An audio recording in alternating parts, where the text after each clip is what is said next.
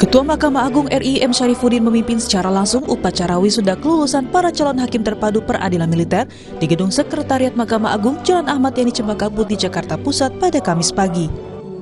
Para calon hakim dinyatakan lulus setelah melalui program-program pendidikan dan pelatihan calon hakim terpadu peradilan militer seluruh Indonesia yang diselenggarakan di Pusat Pendidikan Mahkamah Agung. Sebanyak 25 orang peserta calon hakim dari seluruh Indonesia yang dinyatakan lulus. Ketua Mahkamah Agung M. Syarifuddin memberikan ucapan selamat kepada seluruh wisudawan dan wisudawati yang lulus.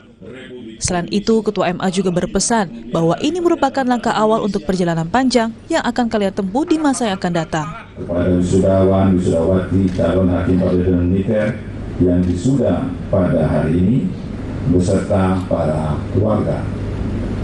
Momentum istimewa ini merupakan tahapan penting dari perjalanan karir saudara-saudara, para wisudawan, wisudawati, semua di masa yang akan datang.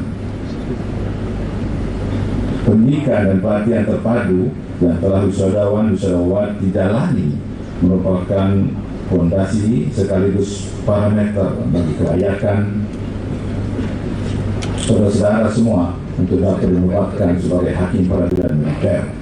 Yang penting diingat bahwa wisuda hari ini bukanlah akhir dari proses belajar yang akan Anda semua tempuh. Wisuda hari ini juga bukan simbol paripurnanya pengetahuan yang telah Anda miliki, tapi wisuda hari ini merupakan proses awal dari perjalanan panjang yang akan Anda semua tempuh di masa yang akan datang. Selanjutnya, Syarifuddin juga tekankan bahwa jangan pernah puas dengan apa yang telah dicapai saat ini, melainkan harus terus belajar hingga menjadi lebih baik. Bunga Wangga, Kompas TV, Jakarta.